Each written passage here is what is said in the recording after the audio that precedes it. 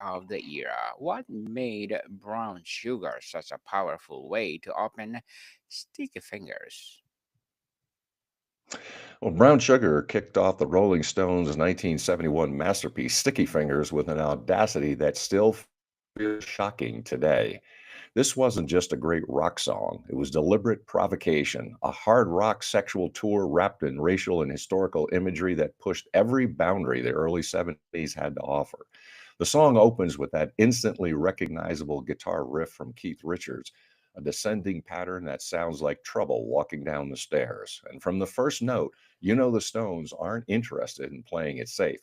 What made this such an effective album opener was its sheer confidence. The Stones had just ended their relationship with their former manager and were essentially declaring independence with their own label, Rolling Stones Records.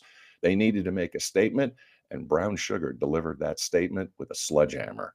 The song tackles slavery, interracial sex, drug use, and sadomasochism, subjects that were guaranteed to generate controversy, but does so with such raw musical power that it became a massive hit anyway, reaching number one in the United States and becoming one of their most enduring concert staples.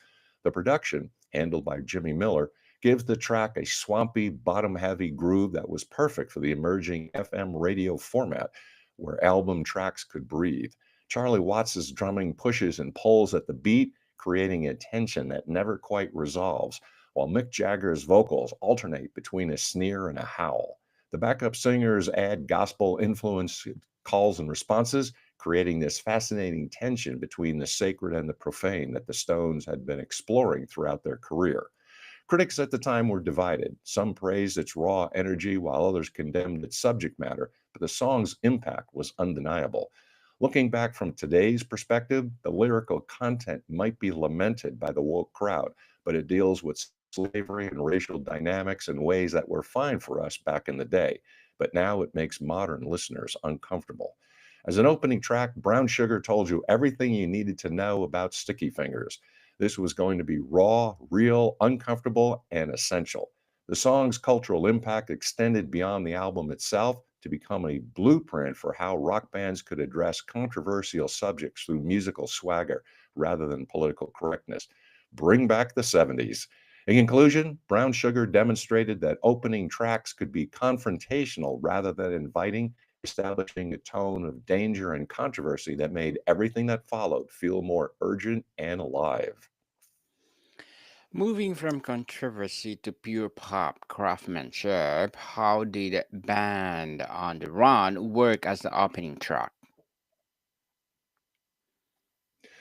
Paul McCartney's title track from his 1973 Band on the Run represents the polar opposite from the Stones. Instead of provocation, McCartney offered pure pop accessibility wrapped in the most Beatlesque music any former Beatle had produced since the breakup. This song is essentially three different songs stitched together seamlessly, moving through distinct sections that take you on a complete emotional journey in just over 5 minutes.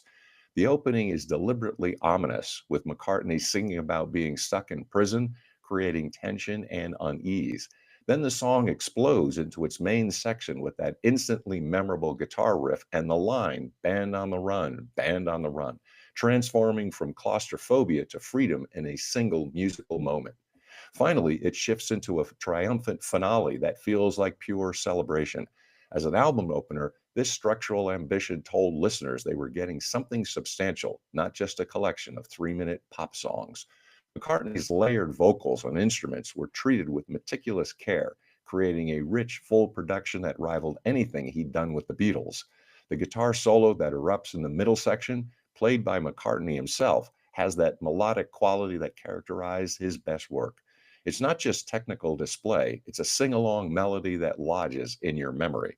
The song became a massive hit, reaching number one in the United States in 1974 and essentially reestablishing McCartney as a serious artist after a few years of lighter, less ambitious solo work. Critics who dismissed him as the lightweight Beatle, especially compared to John Lennon's more politically conscious solo material, had to reconsider after Band on the Run. The album went on to win Grammy for Best Pop Vocal Performance and sold over 6 million copies. What made Band on the Run work so effectively as an opening track was how it demonstrated ambition without pretension. In conclusion, Band on the Run proved that opening tracks could be ambitious and accessible simultaneously, creating compositional sophistication wrapped in immediately appealing pop melodies that invited repeated listening. Mr. Merck, Matt the Hoople is not as universally known as the Stones or McCartney, but you called all the way from Memphis one of the 70s best opening tracks. What make it special? Well, obviously, it's special to me as a huge Mott the Hoople fan and having written a book on former lead singer Ian Hunter, but it's a great track for several reasons. All the Way from Memphis was Mott the Hoople's 1973 self-titled album represents everything that made 70s rock exciting. It's theatrical without being pretentious, tough without being macho, and literate without being inaccessible. Ian Hunter's raspy vocal delivery immediately establishes personality, while Mick Ralph's guitar work provides a melodic foundation that's both sophisticated and visceral. But what really elevates this track is the contribution of Andy McKay from Roxy Music, whose saxophone adds a layer of glamorous decadence that transformed the song from a straightforward rock into something more complex and textured. The song tells the story of a rock and roll pilgrim's journey, someone who's traveled all the way from Memphis, the birthplace of rock and roll, only to have their radio stolen, their singular connection to the music they love. It's a brilliant metaphor for the vulnerability of artistic passion, how the things that matter most to us can be taken away arbitrarily, leaving us diminished. Hunter sings these lyrics with a combination of world weariness and defiant hope that captures the contradictions of being a working musician in the early 70s, when the idealism of the 60s had curdled, but the love of music remained. As an opening track, All the Way from Memphis accomplished something crucial for Mott the Hoople. It established them as more than just the man David Bowie rescued from obscurity. Bowie had written and produced their breakthrough hit, All the Way from All the Young Dudes, the previous year, which gave them credibility and commercial success, but also risked defining them as Bowie's creation rather than artists in their own right. By opening their next album with this original composition that showcased their own songwriting and arranging talents, they asserted independence while maintaining the rocking aesthetic that made them relevant. The production, handled by the band along with the engineer, captures the live energy that made Mott the Hoople such an exciting concert act. There's a looseness to the performance that prevents it from being feeling overproduced or sterile, qualities that plague some rock records that prioritize studio trickery over genuine musical communication. When McKay's saxophone enters during the instrumental breaks, it doesn't feel like a gimmick. It feels like an organic part of the arrangement, adding color and dimension without overwhelming the fundamental rock and roll structure. The song peaked at number 10 on the UK charts, giving Mott the Hoople their second consecutive top 10 hit and proving they could sustain commercial success beyond their initial Bowie assisted breakthrough. More importantly, it established a template for the album that followed, which dealt with themes of rock and roll mythology, working class struggles, and the contradiction of trying to maintain artistic integrity within the commercial music industry. The influence of All the Way from Memphis extended beyond Mott the Hoople's immediate circle. Mott the Hoople was able, thanks to Hunter, to combine rock and roll mania of Jerry Lee, the Killer Lewis, and the lyrical insight of Bob Dylan. It's a fabulous slice of rock. In conclusion, All the Way from Memphis demonstrated that opening tracks could establish artistic credibility while remaining commercially viable, proving that 70s rock could have substance beneath its theatrical surface. Let's talk about Achilles Last Stand. This is an unusual choice for an opening track. It's over 10 minutes long, and how did Led Zeppelin make that work, Mr. Meg? Uh, Achilles' Last Stand from Led Zeppelin's 1976 double album Presence represents Jimmy Page's definitive guitar symphony and the band's final truly great moment. After the experimental and sometimes indulgent sprawl of physical graffiti, which featured material recorded over several years and in various styles, Presence found Led Zeppelin focused and hungry in ways they hadn't been since their early albums. The circumstances surrounding the recording added urgency. Robert Plant had been seriously injured in a car accident and recorded his vocals while sitting in a wheelchair, unable to stand for extended periods. This physical limitation paradoxically resulted in some of his most powerful vocal performances. as if the pain and frustration channeled directly into the music. As an opening track, Achilles' Last Stand made an audacious statement. Led Zeppelin wasn't going to ease you into this album with something radio friendly or accessible. They were going to hit you with the hardest, most complex, most ambitious rock they'd created in 5 years. And if you couldn't handle it, that was your problem. The song opens with John Bonham's drums establishing a relentless driving rhythm that never lets up for the entire 10 minutes and 25 seconds. Then Page's guitar enters with a riff that sounds like ancient warfare being waged through Marshall amplifiers, aggressive and melodic simultaneously. What Page accomplished on this track remains staggering from a technical perspective. He layered multiple guitar parts. Some sources estimate between 6 and 8 separate guitar tracks, creating a dense, interlocking web of riffs, counter melodies, and harmonic support that gave the song an orchestral quality without losing its essential heaviness. The interplay between Page's guitars and John Paul Jones's bass creates a foundation that's most muscular and nimble, capable of supporting Plant's vocals while maintaining enough complexity to reward close listening. Plant's lyrics reference Greek mythology, particularly the story of Achilles, mixing that classical imagery with more personal reflections on journeys and struggles. Lines like, "The mighty arms of Atlas hold the heavens from the earth," create this sense of mythological weight that matches the music's ambition. You get the feeling Plant is singing about both ancient heroes and contemporary struggles, using mythology as a lens through which to examine his own experiences recovering from a car accident and questioning whether Led Zeppelin could continue at their previous level. In conclusion, Achilles' Last Stand proved that opening tracks could be epics rather than introductions, demanding significant investment from listeners while delivering a complete musical journey that justified every second of its extended runtime. Mr. Mig, moving to The Who, Baba O'Reilly is one of the most recognizable opening tracks from the 70s. What made it so effective? Baba O'Reilly from the Who's 1971 album, Who's Next, might feature the most iconic opening in rock history. That synthesizer pattern created by Pete Townsend that signs simultaneously futuristic and primal, mechanical and human. For the first 30 seconds, you hear nothing but that repeating synth loop, establishing a hypnotic foundation that feels like a heartbeat of a machine gaining consciousness. Then the drums and guitars crash in with explosive force, and suddenly you're in the middle of one of the most exhilarating rock songs ever recorded. As an opening track, Baba O'Reilly accomplished multiple goals simultaneously. It introduced synthesizer technology as a central element of the Who's sound, moving them away from pure power trio dynamics towards something more expansive and experimental. It showcased each band member's instrumental prowess. John Entwistle's bass playing is melodic and aggressive. Keith Moon's drumming is controlled chaos.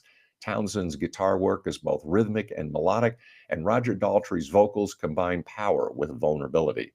And it created an immediate emotional connection through lyrics that spoke to teenage frustration and the desire for escape, themes that had always been central to The Who's work, but were expressed here with the new maturity and sophistication. The song's title references two of Townsend's philosophical influences: Meher Baba, the Indian spiritual master whose teaching Townsend followed, and Terry Riley, the minimalist composer whose repetitive structures influenced the synthesizer pattern. The lyrics work on a purely emotional level, capturing the feeling of being young and stuck, desperate for something more than the daily grind of work and school. The teenage wasteland line, which people often mistakenly believe is the song's title, became a generational slogan, a perfect encapsulation of youth's sense of potential being wasted by a society that doesn't value or understand them. The recording process for Baba O'Reilly represented a significant technical challenge. Synthesizers in 1971 were far less sophisticated than what we have today, and creating that repeating pattern created required Townsend to program and record the synth separately, then have the band play along to it while maintaining perfect time. This was relatively novel for rock music at the time.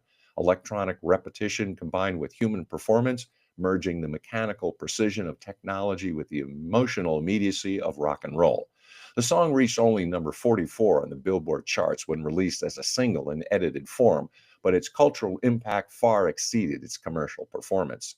In conclusion, Baba O'Reilly showed that opening tracks could embrace new technology without sacrificing rock and roll's essential human element, creating a template for how electronic songs and traditional rock instrumentation could enhance rather than compete with each other. Mr. Merck, Leonard Skinner often gets pigeonholed as a straightforward Southern rock, but Saturday Night Special seems more complex than the reputation suggests. How did it work as an opening track? Saturday Night Special from Leonard Skinner's 1975 album, Nothing Fancy, opens with one of the most menacing guitar riffs in Southern rock history, a descending pattern that sounds like danger approaching in slow motion. This wasn't the good time Southern rock of Sweet Home Alabama or the nostalgic narrative of Simple Man. This was Leonard Skinner at their darkest and heaviest, tackling gun violence with the moral complexity that separated them from the simple redneck character some critics tried to impose on them. The song argues against cheap handguns, the so called Saturday night specials that were flooding American streets in the early 70s, creating deaths in bar fights and domestic disputes. But Ronnie Van Zant's lyrics don't preach or pontificate, they simply describe the consequences with stark imagery and let listeners draw their own conclusions. As an opening track for Nothing Fancy, Saturday Night Special immediately established a more serious, more mature tone than the band's previous albums.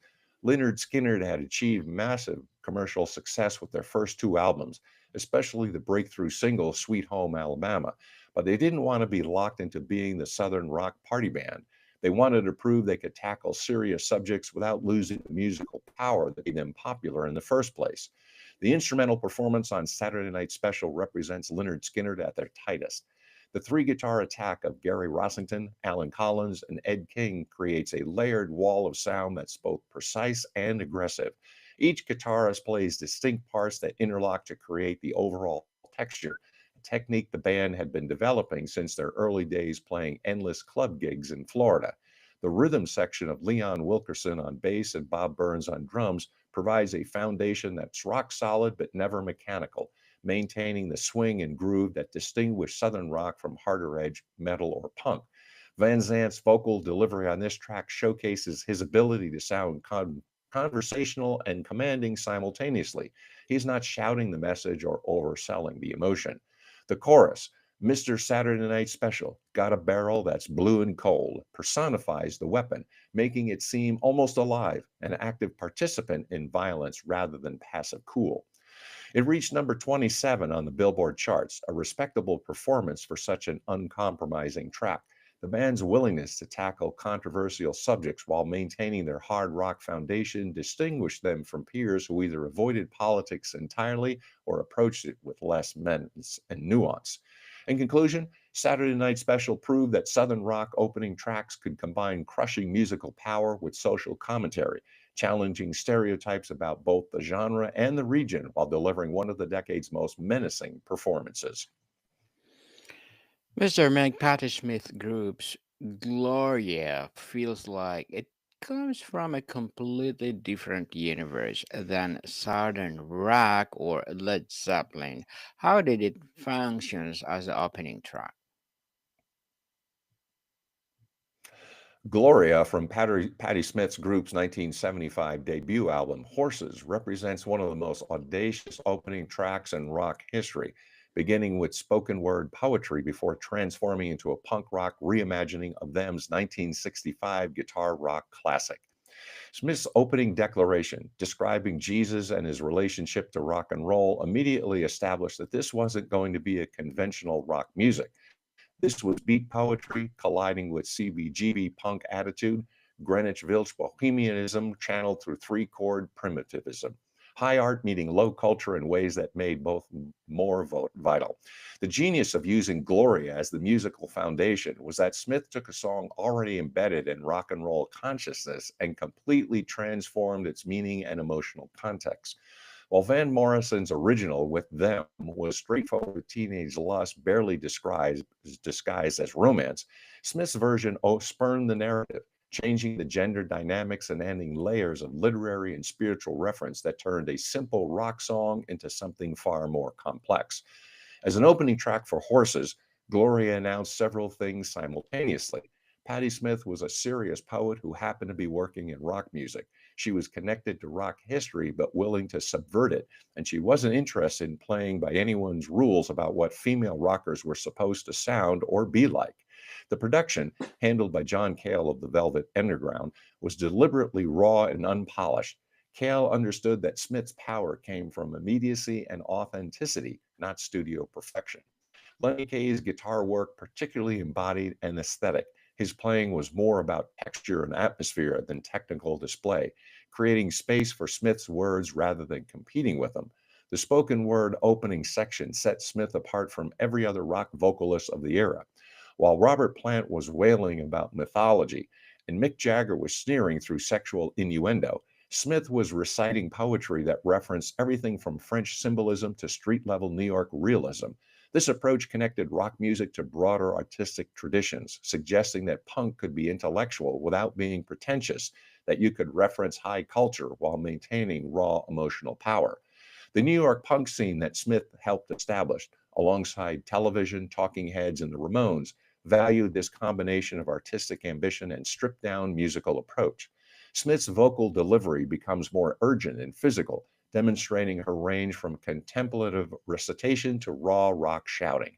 This dynamic variation kept the 7.5 minute track from feeling monotonous, taking listeners on a journey from introspection to celebration.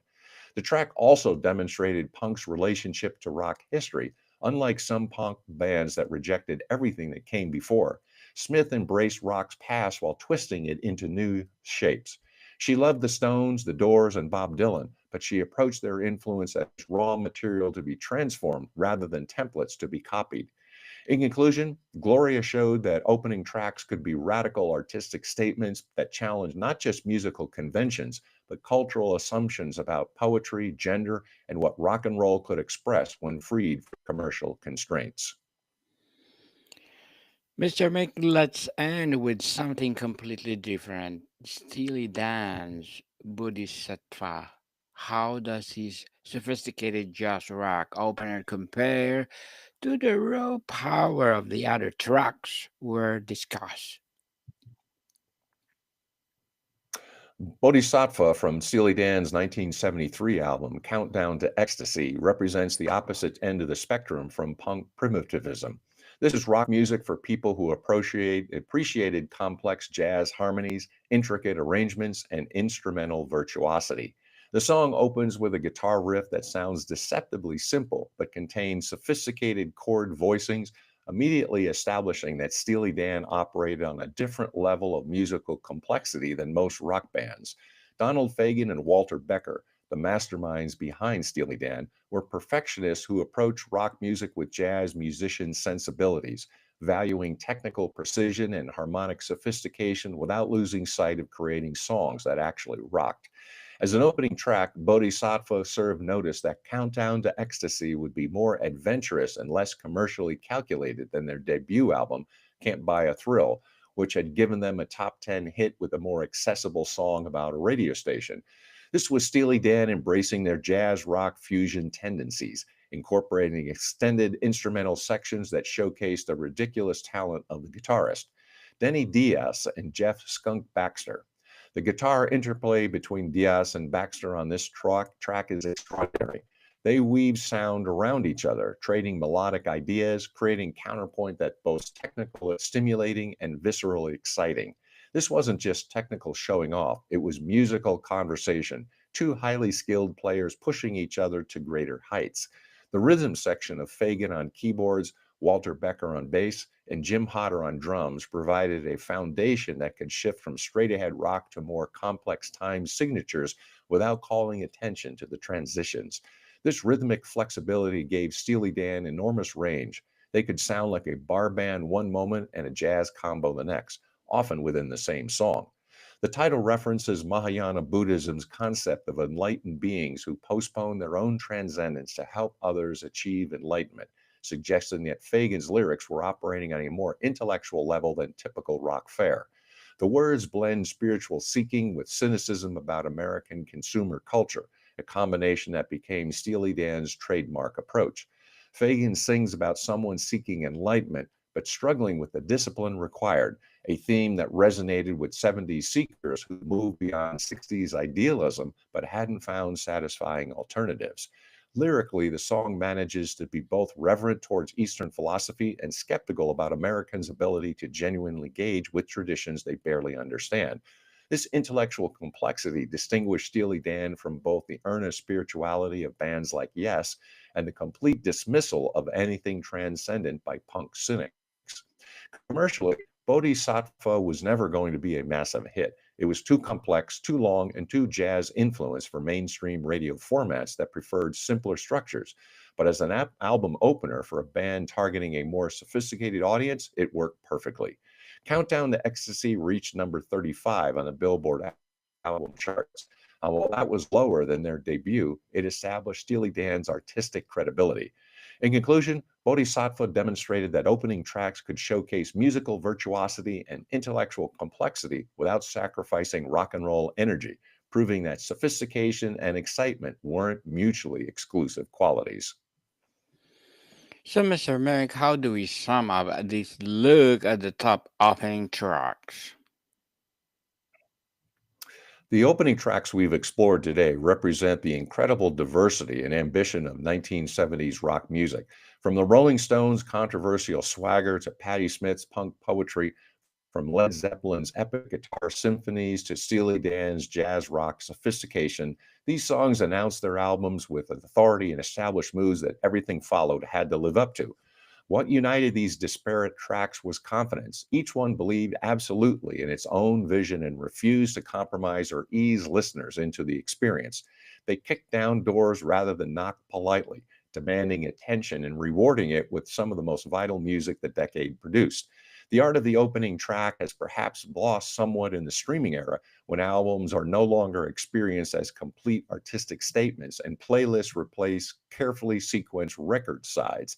But these 7 songs remind us what we've sacrificed, that sense of anticipation when dropping a needle on a new album, trusting that that opening track would transport you somewhere worth going.